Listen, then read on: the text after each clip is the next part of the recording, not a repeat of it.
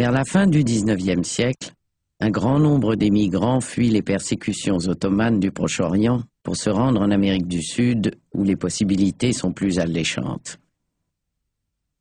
Certains, souvent par pur hasard, débarquent en Haïti, ancienne colonie française et le pays le plus singulier des Amériques. Née d'une révolte d'esclaves, elle conquiert son indépendance de la France en 1804, devenant ainsi la première république noire du Nouveau Monde. En 1890, c'est à Port-au-Prince, capitale de cette nouvelle nation, que débarque le premier groupe de chrétiens orientaux en provenance du Liban. Ils s'installent tant bien que mal au bord de mer, centre commercial du pays. La population locale les appelle des Syriens.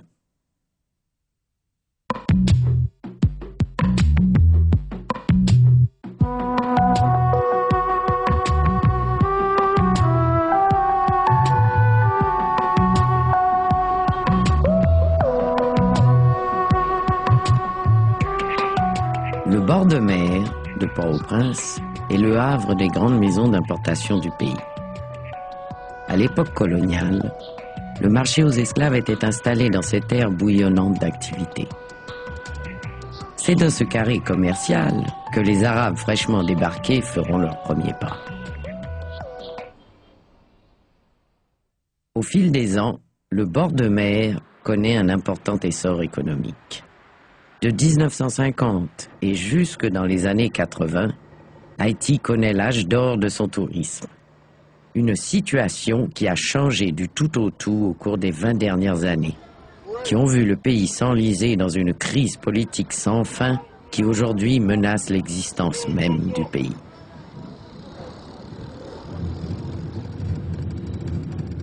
Ça devient de plus en plus difficile d'aller au bas de la ville. D'abord, il n'y a pas de parking. Deuxièmement, il y a une explosion démographique extraordinaire. C'est sale, c'est difficile, c'est vraiment... c'est dur.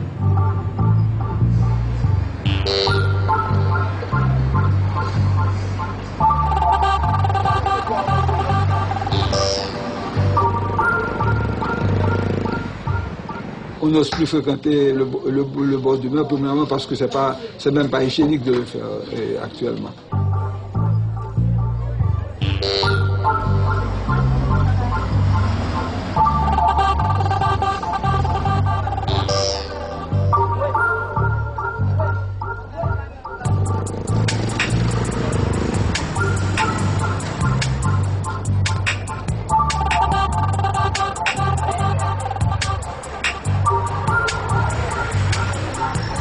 Moi-même personnellement, bon, mais ça, je ne vais pas reconnaître. Et je ne vais pas jamais venir ici à seul, je dis franchement.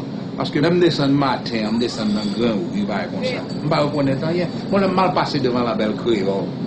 Là, nous stage là. Je ne vais pas reconnaître, je ne vais pas la belle créole encore.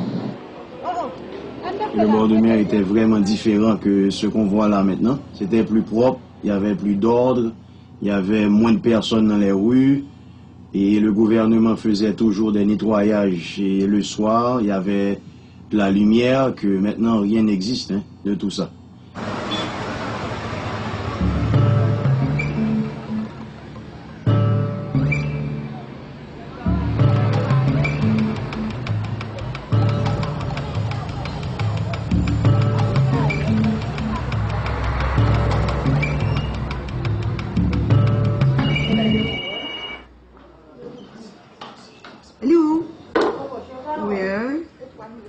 Et oui, tu places la commande.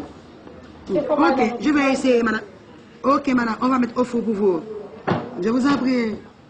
2 douzaines d'arbres, 2 douzaines fromage, 2 douzaines l'oseille, 2 douzaines mamoun, on mousse. Bonsoir tout le monde. Miss Auguste, c'est prêt pour moi? Oui, madame Blanche, tu parles? Oui, madame Blanche. Ok. Merci beaucoup. Bye bye, à la prochaine. À la prochaine, madame Blanche. Aux crises politiques successives du pays viennent s'ajouter une explosion démographique incontrôlée. Et si dans les années 60, la capitale comptait quelques